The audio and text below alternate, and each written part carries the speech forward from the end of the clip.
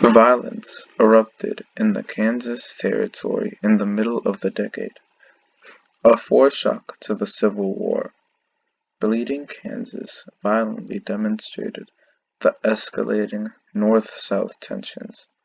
That violence was an outbreak of conflict that emerged in the passage to Kansas and Nebraska Act, which had organized the territories in the former Louisiana Purchase.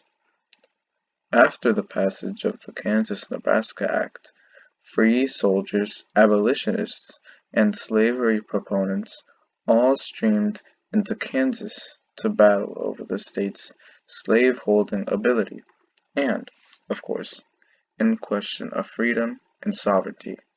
The collateral damage is never small.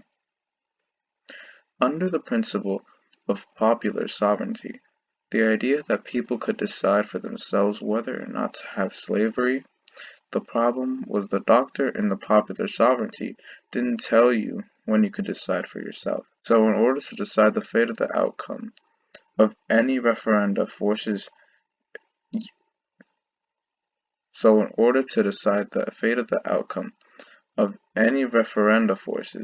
who had an interest in slavery issues began to rush to settle the territory, and there was a government set up who was pro-slavery in Lecompton and an anti-slavery government set up in Topeka.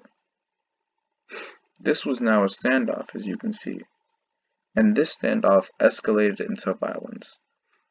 Men like John Brown emerged.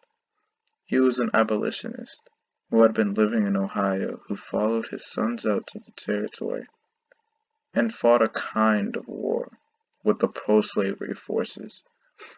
John Brown and his sons murdered 5 pro-slavery settlers.